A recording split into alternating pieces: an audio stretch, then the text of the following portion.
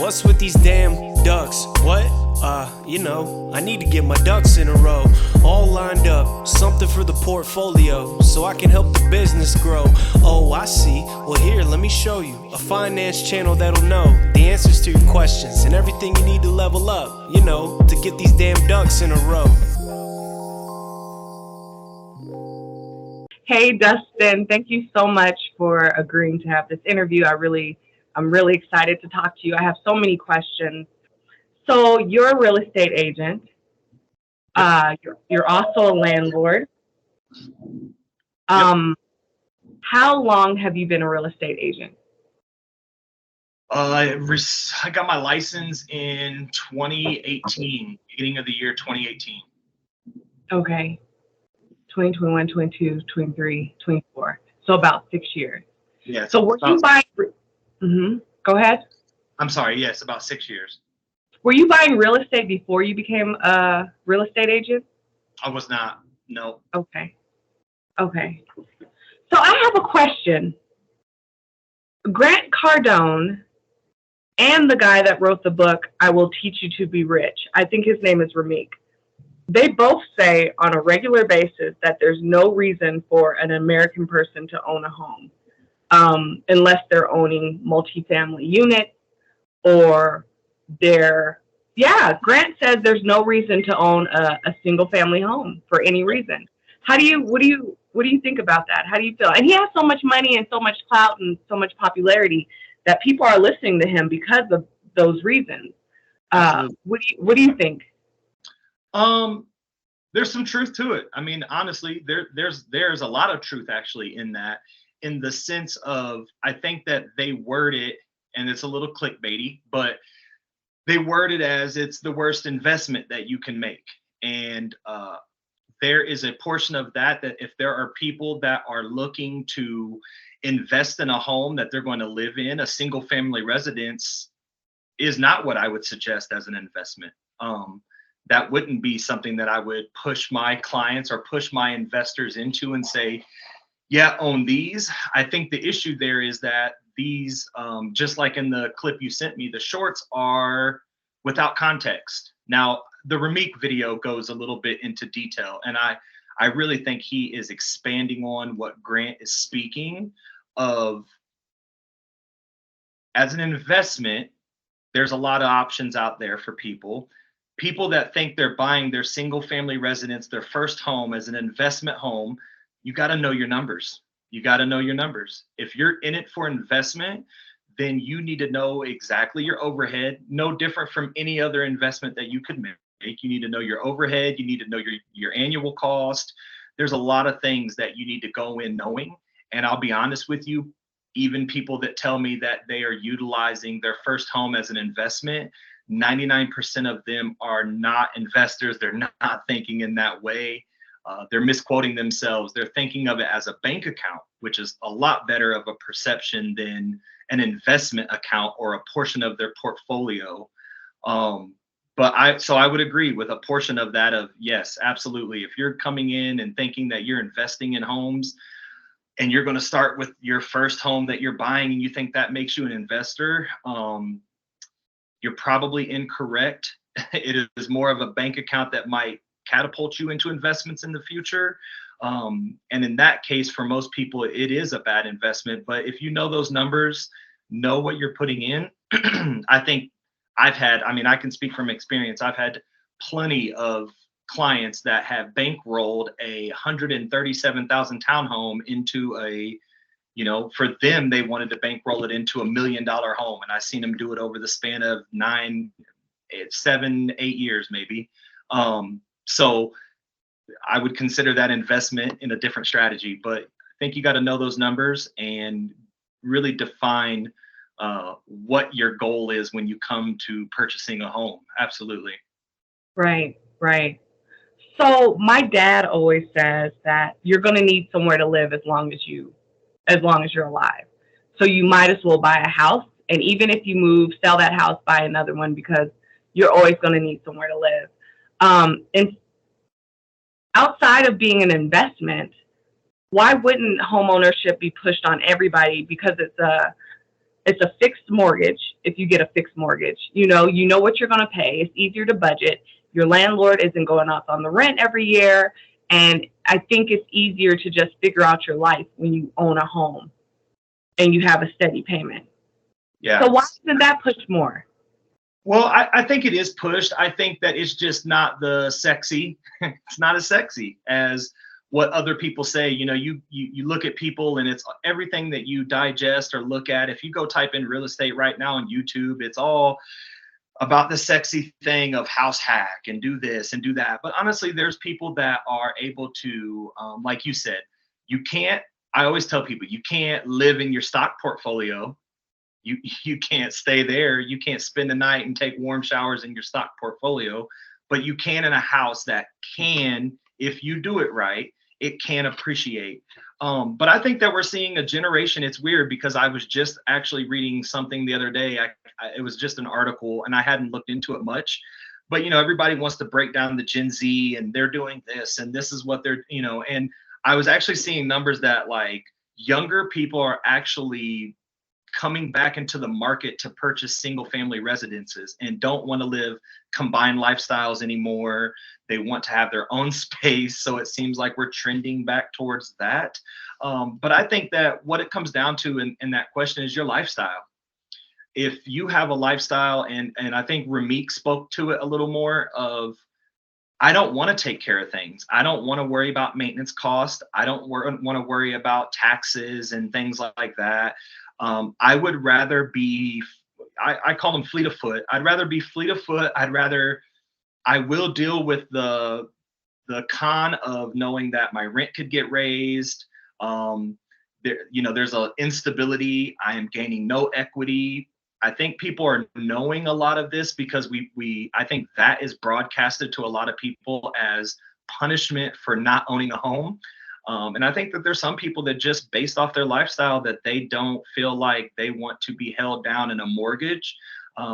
But obviously I can speak from the other side where I see a lot of success stories based off of people actually purchasing, having a mortgage, you have somewhere to live, and then making that transition as far as, I've had people walk away from selling their first house with $175,000 in their pocket after all fees and everything. And even, being able to put more money into a nicer, bigger house, having money set aside. It is quote unquote kind of the American dream still for some people. I'm personally a fan of the stability. My business obviously is a fan of the stability. Yeah. But I think people that don't do it are just more lifestyle, and it's their trend of, I would rather be able to pick up and move and go wherever I would like and not have the responsibility of dealing with transactions or with any type of maintenance. I think that most people run from that as well. Right. So random story. Once upon a time, I was living with my parents and I couldn't afford rent because I was paying rent on office space, trying to grow my business. So instead of paying rent, I was, living with my parents and I was paying office space rent and paying staff and everything like that. So my mom got a little spicy with me and we figured out that me living there wasn't going to work long term. And so I started I was of a certain age and I felt like I should own a home and, if I move out, I should buy a house. So I was talking to my parents. They've been homeowners my whole life. They've been living in the same house for the last 50 years, over 50 years, in Park Hill. So they're stable. They know about buying houses.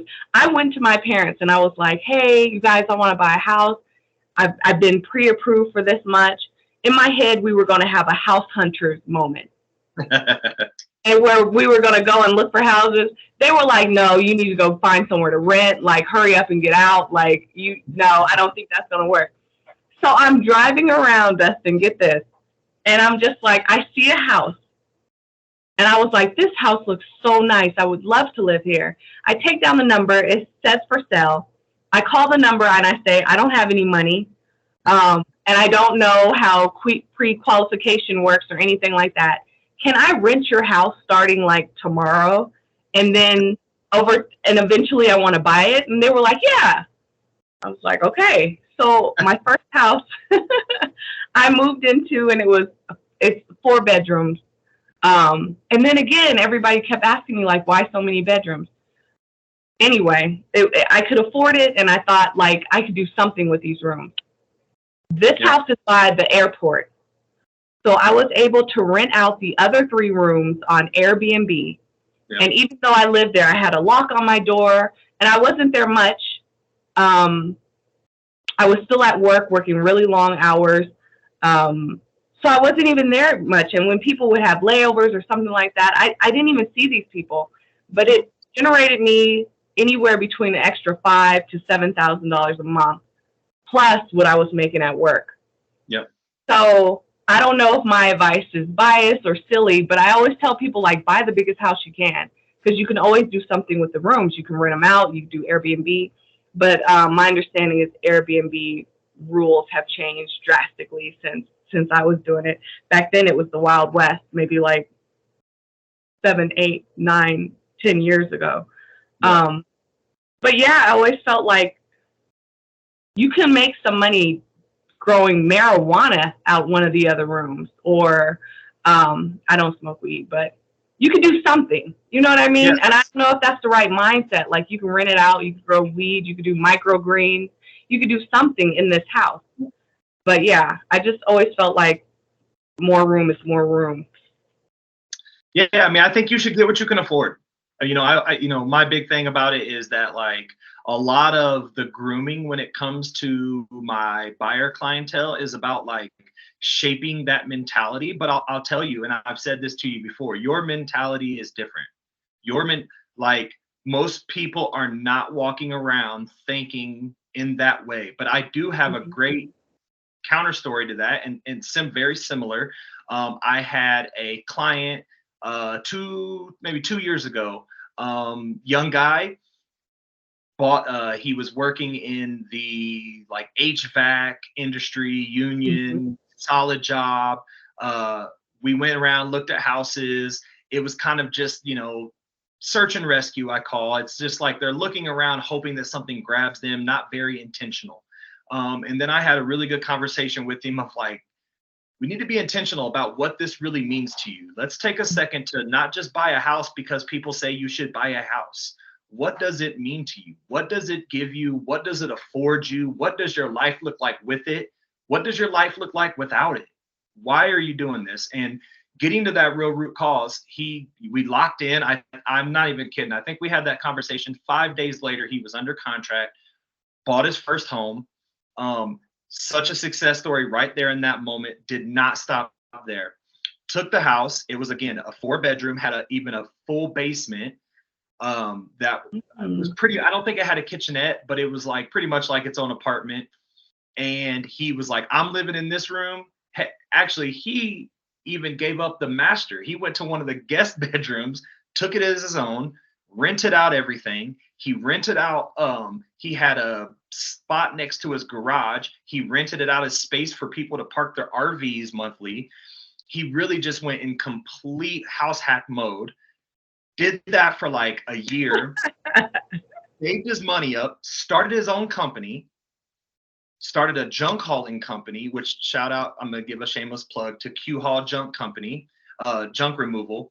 Started that company and then literally left his job that he was making very good money at to really pursue this. And then now he's in his I think it's going into his second year this year of owning that company and thriving off of it and able to purchase multiple trucks, able to stay up with everyone has this romanticized idea of what being an entrepreneur, being an investor, or being these things. And you don't think about the ugly stuff, what you have to invest in, what you have to spend money on that doesn't show up to people. Like that doesn't show up to in my marketing. It doesn't show up in any of that. It's literally just in stuff that I have to pay because I have to continue to do business. And he survived that. And I really feel like when I've talked to him, because I still utilize him as his company, he's also a friend now. And he's still obviously in my referral pipeline of sending people to me. And I talk to him all the time of not me taking the credit, but him making those decisions that he made with that house that changed the trajectory of where he was going in his life. And there's no doubt about it. And he believes that as well, and knows that this gave me the base to build a passive income that then allowed me to go make moves. And you're either going to have capital up front, someone gave you or that you borrowed, or you're going to drive passive income to put yourself in different categories. And that doesn't show up for Grant Cardone, right?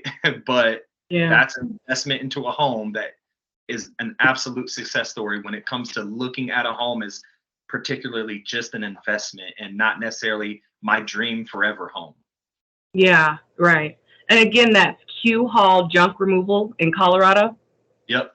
Okay, awesome. Shout out to him. Yeah, shout out to Aaron. Yeah. So, yeah, me having a house helped me pay it off quicker because I had two sources of income now because my house was generating its own thing, basically sustaining itself. Yep. Yeah. I didn't have a realtor when I bought that house because I called and just the number, it was for sale. Do you think that might have hurt me in the long run? Or do you think that I had an opportunity, or do you think they could have negotiated something better for me or no? So let's start here of what that means. What that means is when you're driving around a neighborhood and you call the actual sign in the yard of the house, you're getting the agent that is selling the home. Okay. So he has already created a contract that binds him between seller and agent at that point. Okay. Then he has to go speak to the seller and say, hey, I have a buyer that is unrepresented that I would like to represent.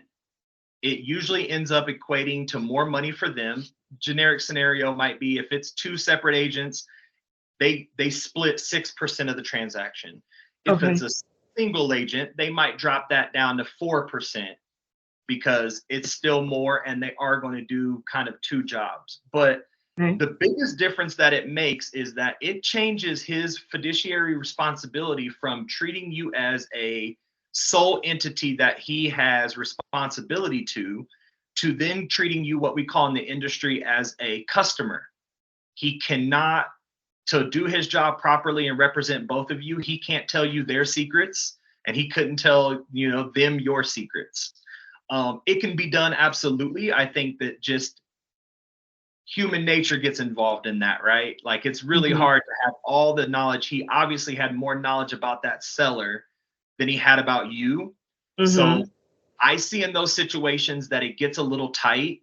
I personally don't like running those transactions as much. I would literally rather refer you to another, buyer agent that I know. Hey, go to here, go to this person, because I know they're going to represent you with the responsibility that you deserve. So in a long-winded answer to that, yes, I think that if you had your own entity that represented you, that was their only job, I think that you should get fair treatment. You should get someone that's going to, negotiate and do those type of things, rather than someone, I would say, that agent in that situation becomes a mediator. He just doesn't want to ruffle anyone's feathers. So he's just like, well, she told me she would pay this much and they said they would take this much. So I'm just going to try to make sure they meet there, and bless you. Thank you. And so I think that in that, I think negotiation and these transactions, I'll say it this way and I'll correct myself a little bit because I feel it's a war. It really is when it comes to representing your clients and negotiating the best deal for them. I look at it as negotiation shouldn't be fun. They shouldn't be friendly. They should be about the business. They should be, I feel, cutthroat, but they can be done very respectfully and professionally. And when I have those type of transactions with other agents, they're phenomenal. Doesn't happen a ton, but they are phenomenal when they do happen. But I would suggest, highlight the point of, I do think everyone should be represented by their own personal agent. I just think you'll get the best out of it. You'll get the most responsibility due to you by contract is in that way. Yeah. Yeah. So I purchased 2 houses without an agent. The second one I did have an agent and things just fell apart And because it was a builder, they were like, your agent wasn't doing anything for you anyway. Um, because they have such set, things Yep. like, we'll give you this, we won't give you that, we'll give you this. So Yep. at the end, I didn't have an agent. I have a question real quick. You talked about when people sell a home and they leave with a lump sum of money. Mhm. Isn't capital gains taxes astronomical? Well, it can be. It can be. There's a few different ways. So you can do a transition loan that doesn't actually allow your money to come out as a capital gain. So you can do that. And then the time frame. If you're doing it, that's a big conversation I have with my clients. Example is right now I have a client. He is from Ireland, lives here, and he is renting for about $95,000 a year. So buying a house for a couple of years, literally, if he can just break even over it about 2 years, he would save himself, in excess of probably $190,000. But capital gains is something he's not used to because he's from Ireland. So I'm like, yeah, you would probably need to keep it a little longer than that. So let's really make a decision on that because you're going to have to keep it past 2 years. But absolutely, capital gains. If you are buying and selling and kind of putting yourself into the investment portion of thinking, I'm going to purchase this house as my primary residence, but I'm going to flip it. Yeah, you better check into those capital gains because you could get over 50% taxed on that.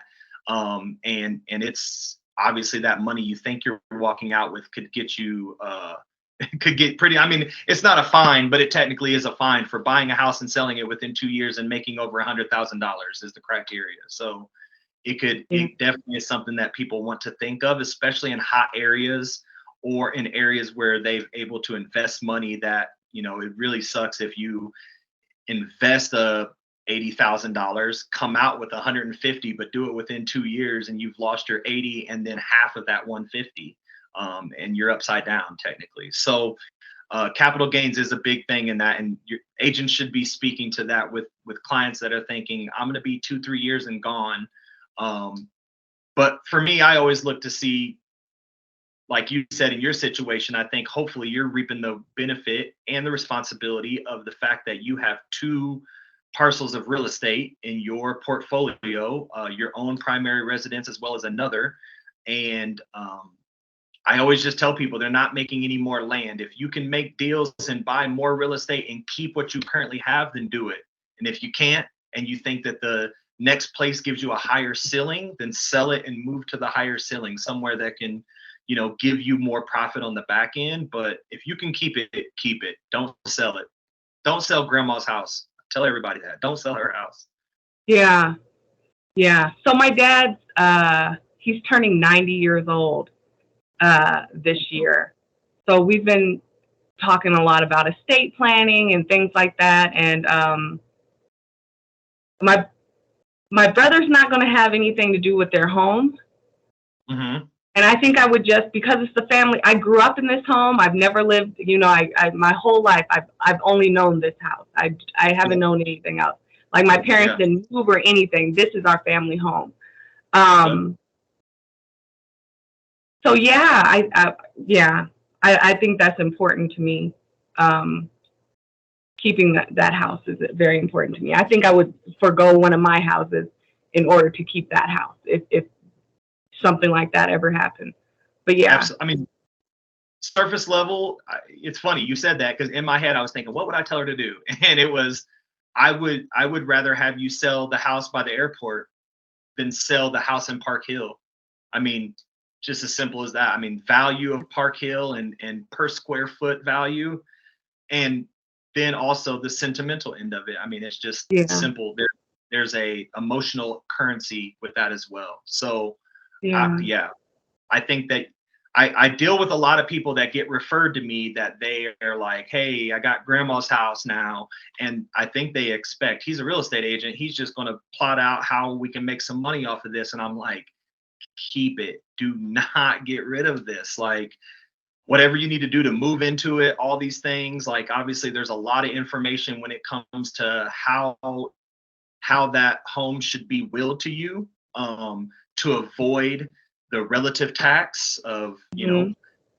like your father, however much that house is worth compared to how much they owe. And if it's nothing, that could be a huge difference. And they, Yeah. someone comes in and does a valuation and then they want to tax you on the difference. So it could be a 900,000, $1 million tax bill, or Yeah. amount that they're valuing, saying you owe taxes on this just because it goes from his name to your name. So there's some Yeah. smart ways to do it, and you definitely want to educate yourself, but by all means the best way is to keep it, because that's, and I just mentioned that to say that's how systematically they put you in positions where you do have to sell the house, because a lot of people I know will get a tax bill and say, I can't afford that tax bill, so I got to sell the house to pay that tax bill. Wow. And it's a farce if you know what you're doing up front. It's just the system of getting people to sell those homes in areas, and it's unfortunate, but it does happen quite a bit. And I tell all my people, like, just no, keep it, keep it. I'm Yeah. the real estate agent that will tell you not to sell when it comes to that part. Okay. So I've had two friends in my life that got into a financial situation where they felt like they had to sell their property. Their business went under, they lost their job or something like that. And I was always like, rent out the rooms, do this, like Mm. do whatever you got to do to keep this house. You did mention that the guy with Q-Haul Junk Rental, that he was renting out like storage space. In my Mhm. house currently, I rent out my garage to Mhm. people who just want to park their car. It's not a lot of money. It's like maybe $200 a month, but it's my electricity bill. It's a little bit of the water, you know what I mean? So it's something, so I don't mind doing that.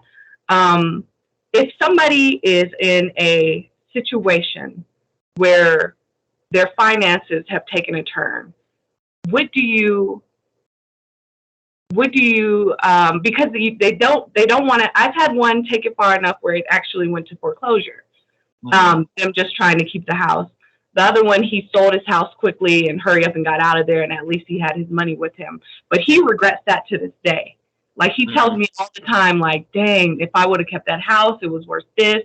My mortgage was only that. I miss this house all the time. But he really regrets that. Do you have any tips for someone to keep their house if they're in a financial bind?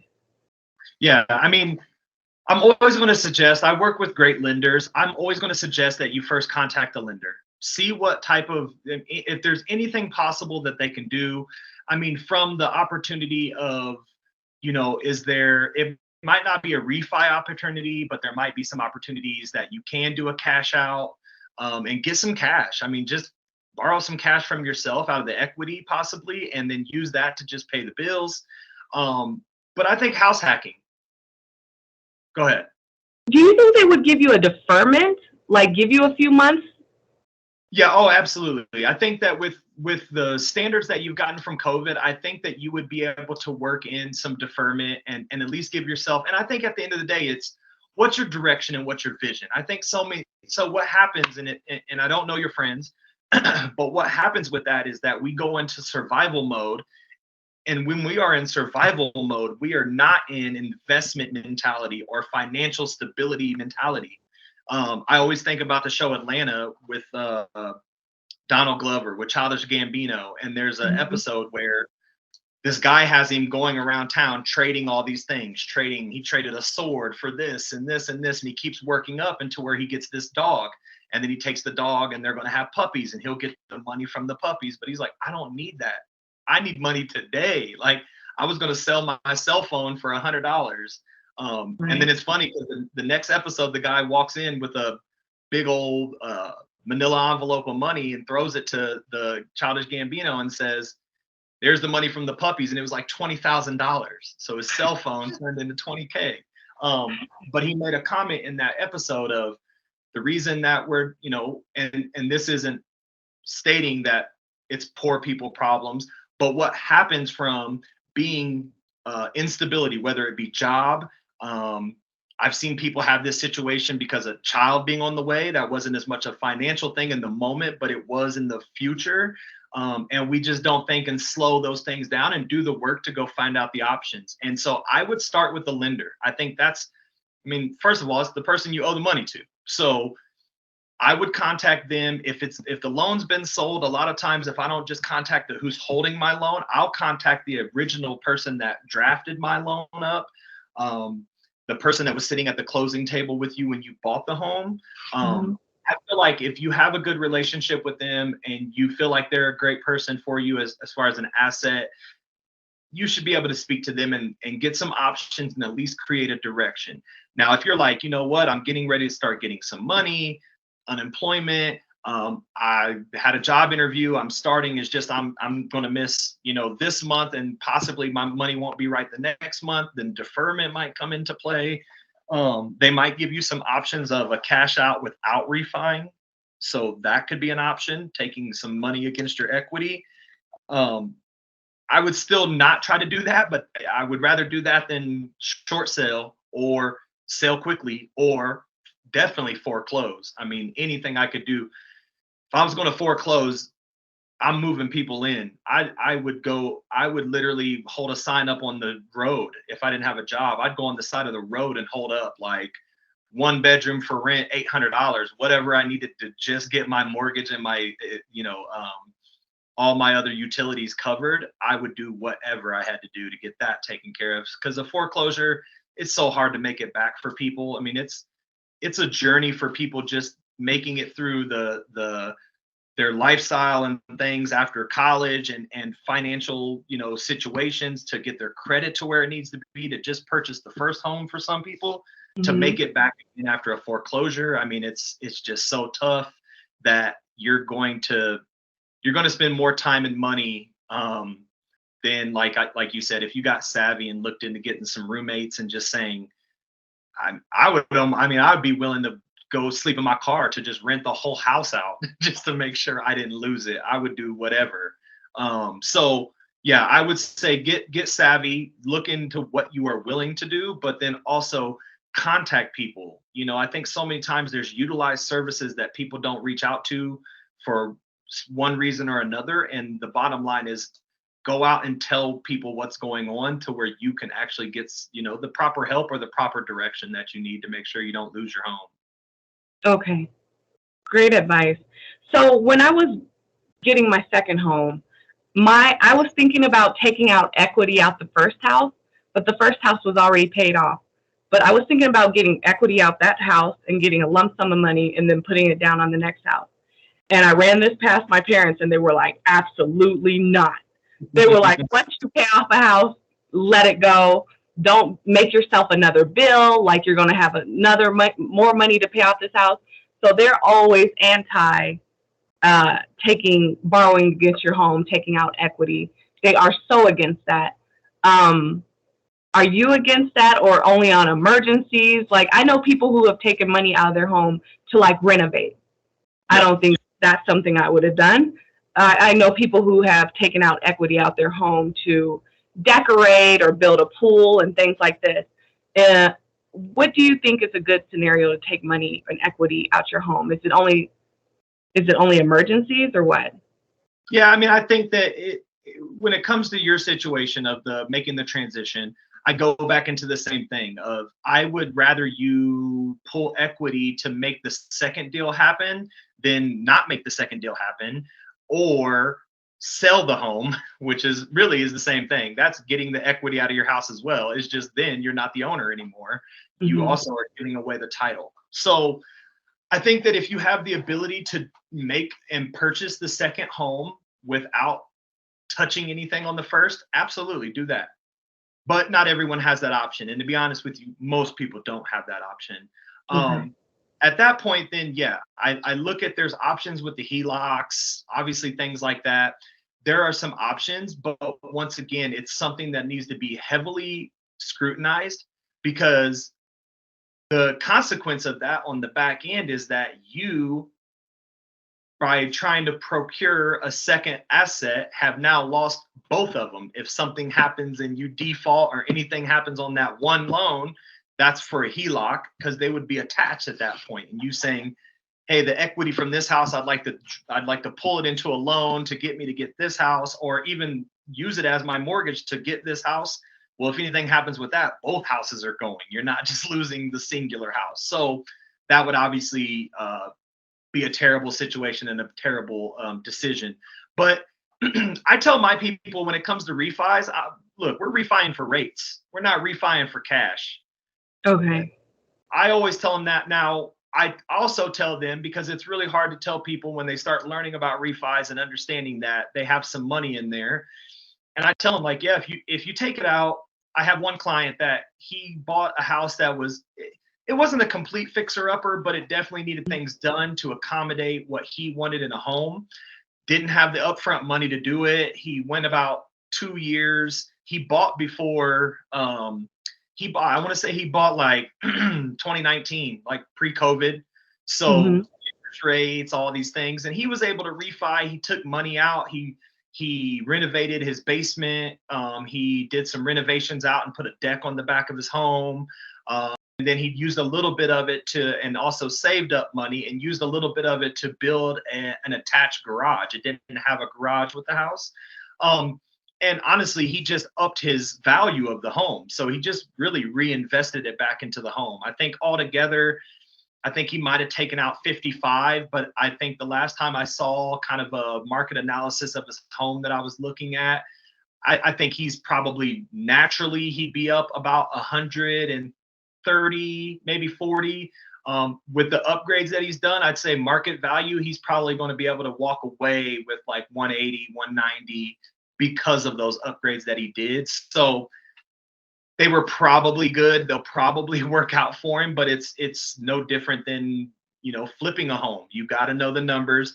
And the good thing about flipping is usually people don't really have an emotional attachment to all the things, where if you're refining to upgrade your home, you can't just see it from your lens of what you like and how you want to live your life the next couple of years. If you think eventually I'm going to sell this home and it's not my forever home, then you got to be careful with that. And I think you should engage an expert about it, because it could be risky. It could definitely be risky pulling out that refi money to even invest it back into your home. So I personally am a fan of leave it alone. If you're going to refi for the rate, not for the money. But I also like my lump sums at the end. I'm good with waiting, and I can be patient to get, instead of taking out $30,000 twice over 10 years, I'd rather sell the home at the end and have all the equity and not have to worry about that difference of what I've taken or, missing out on my investment. So I'm a fan of refining for rate, not for cash, unless it's needed to procure more real estate that you can afford and you feel comfortable with. Okay, so every time I do one of these interviews, I kind of like go off into my own life, and I want advice for myself. So selfishly, so you get to do what you want. Thank you. So I was looking at this single family house, and it was so cheap, and I was like, wow, what's going on with this house? And it was 1 bedroom, 1 bath. And I was like, why would they even build a 1 bedroom, 1 bath house? But because the price was so low, I was just like, So I look at this house. The floor plan is super wonky. To go to the bathroom, you have to go upstairs, and that's the only bathroom. And this bedroom, it's like a really compact, little small house. And I thought about buying that house, and I was just like, I talked myself out of it, because I was like, it's going to be so hard to resell this house, because nobody wants a 1 bedroom house, right? And you would probably only use it for renters, and who would rent a 1 bedroom house? So all of the numbers, I didn't even question that. I was just thinking of different scenarios. How do you make good real estate decisions? And should I have bought the 1 bedroom single family house? I'm gonna jump to the second question first, and the answer probably is no. You should not have bought it. I think in that situation, we would have needed to look at more than just the house. We would have needed to see land value, land valuation over time, because at the end of the day, you could have bought it. if your portfolio provided you the opportunity to sit on it and maybe do nothing with it, because that's possibly what you could have done is nothing with it. Now, I think that knowing you and having discussions, real estate with you and business type of conversations, I'm sure you would have figured out some savvy way of having somebody in there and it would have been an office all of a sudden or something that you could have done. I know you. But I tell 99% of my clients, no, don't send me this. Like you said, because of the resale, at some point, and this is a good one, going back to our very first point about Grant, that is a bad investment. That should not be purchased because it would require so much investment into it. That makes it very volatile. To then resell it, I just feel like there's a whole bunch that would have to go on. It might be, I don't know what the house looked like or anything, but it could have been a scrap and you're pushing that land. If it was a good enough lot, you're pushing that land for investors to come build on and you make your money back that way. But I always say that you've got to evaluate on resale, how big is the target audience that you would sell it to? Now, if a target audience is a family of 4, that's a pretty big market. Right. I can market them.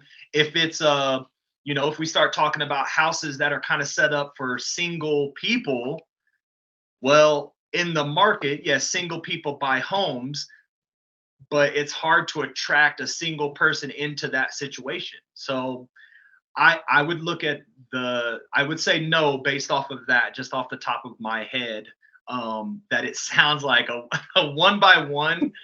I mean, it's just like go get a condo or, something else that could accommodate. But I've never heard of a standalone, like it's like a studio apartment. Yeah. Yeah. And so, when I was walking through it, all I could think of is where could I put another bedroom?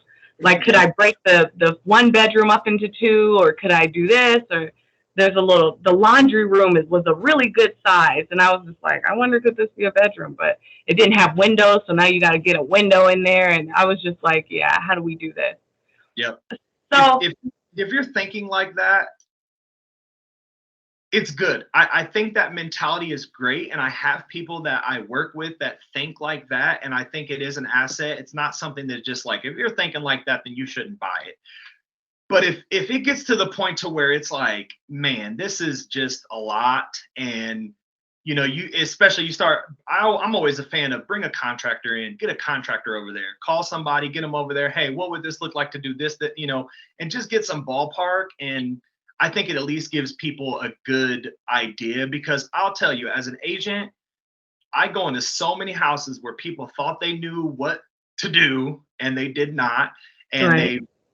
they've turned the dining room into a bedroom. And it's like, okay, I get it. You added the 5th bedroom, but this is wonky now. And this doesn't feel right. And there's a certain energy around that when I'm trying to sell a house, I am just trying to provide an energy, a platform, a flow to people, because you can't get too narrow-minded when it comes to reselling. And I say that because if you're investing in something and you're putting money into certain things, especially when you're not thinking of keeping them forever, then at some point you're going to have to resell that to somebody. And if you're thinking like that about the house, most times you're not selling it to another investor that has a mentality like you. You're selling it to a consumer that just wants to already be done. It wants it to look the way they want it to look. And it's going to be so hard to resell and it'll sit forever. So I think you dodged a bullet with that one of skipping on the 1-by-1. Yeah, I think so too. And I was also like, could I turn it into like a daycare, or like, what could this be? But yeah. Okay, back to me only caring about myself. So my situation right now is I own a 4-bedroom house that's paid off. Mm-hmm. And I thought I outgrew my 4-bedroom home, so I bought a 6-bedroom home. Mm-hmm. I don't go in the basement. I don't go in that bedroom down there. I have guest rooms that I don't even know what's in there. My cat has his own bedroom at this point. My dog has his own bedroom at this point. It's just way too much space. And I've only been in this house for like 4 or 5 6 months maybe. Yeah. So I'm thinking about, it's in a beautiful location. It's at a beautiful place. I kind of want to stay in the house, but I would have to figure out like how is some of this space not so wasted. Yeah. I'm thinking about getting a roommate. I thought about selling this house and then downsizing. I thought about keeping this house. No, I can't keep this house and buy another house. I'm not willing to put that much. Yeah, I'm not putting that much money. There you go. It's getting wild, but yeah, I don't know. What do you think I should do? I could stay in the house. I could downsize. I could sell that house, move back to my old house, and take a year off. What is your lifestyle suggesting? Because you know me, you know how it is when you talk to me. I'm always going to go, these are all routes. Absolutely. But those are all surface level. What I would always say to you, and I think I have, is the real root cause. What are you really willing to do, and what lifestyle are you trying to live? Because that, when I ask that question to buyers, to my excuse me, to my friends, to my family, getting into that question really is like, if you're really going to be honest about that question, and I'm saying this to just anyone I'm asking it to, you're going to get to some real stuff. You're really going to find out, like I said, some people that are just like, I think I'm just buying this to prove to my parents that I can do it. And it's like, well, that's okay, but like, what is the life that you're going to live with that? Because these are big consequences and such behind it. It can be. So I would say with you, it sounds like, and I'm just, believe me, if I'm out of bounds here, tell me. It sounds like you've done the house renting thing. You lived that life. And I'm not sure if when you said kind of like I outgrew it, I didn't take it as just with space. I took it as you just kind of outgrew it in mentality, and maybe the lifestyle of a lock on my door and renting and handling this, and all of these things are great. They serve their purpose. I had the challenge of buying a house, and I paid it off in years, in just a couple of years, because of what I've done.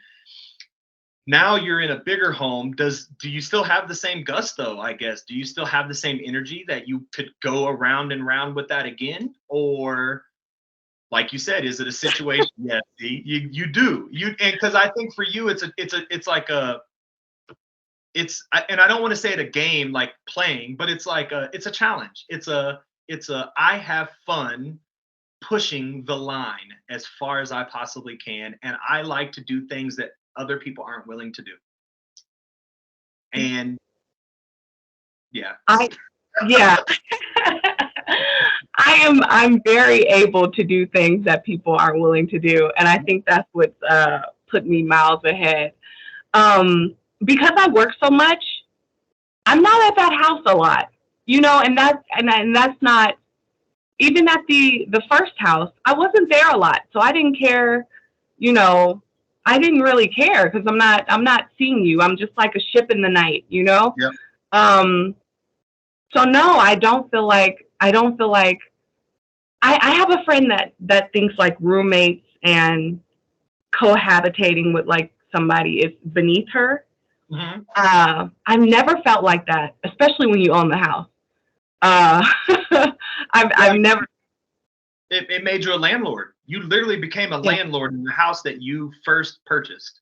Most people cannot do that. So I get it. You know what I mean? I understand that mentality, and I have people and clients and investors, and that have that mentality like that.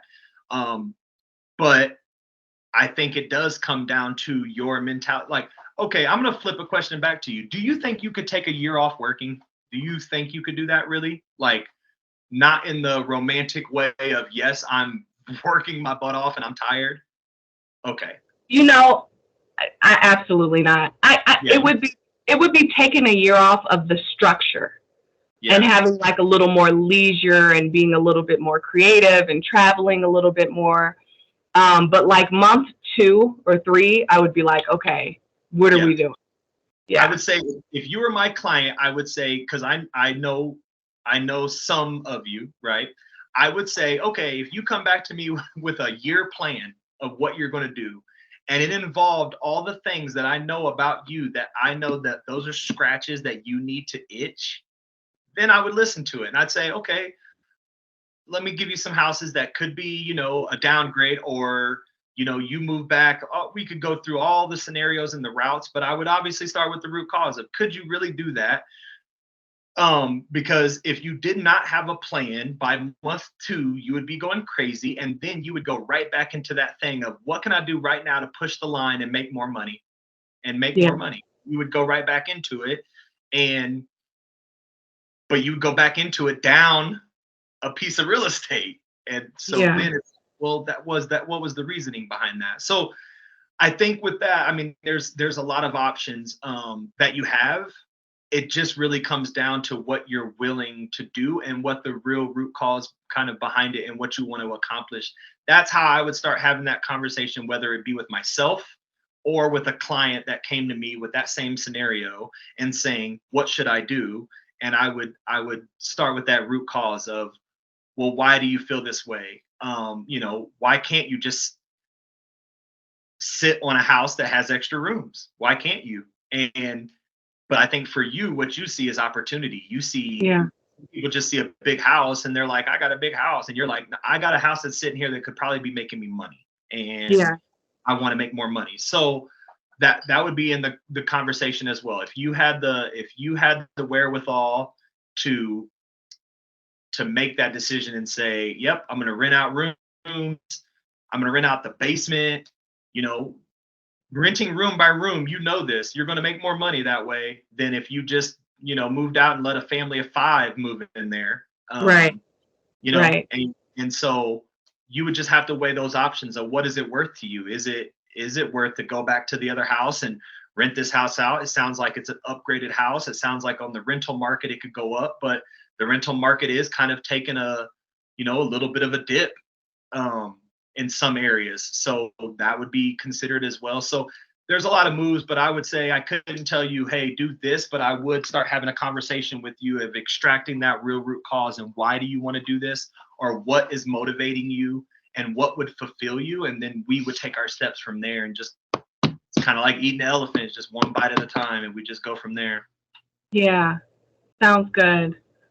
Well, Dustin, I don't think you have a lot more time with me. I think you have to go. Huh? That's unfortunate. This is a great conversation. Yeah, and I have like 4,000 more questions that I want to ask you. So I'm always available. Okay, if it's okay with you, I would love to have another talk with you and run this back, and maybe we can do it in person.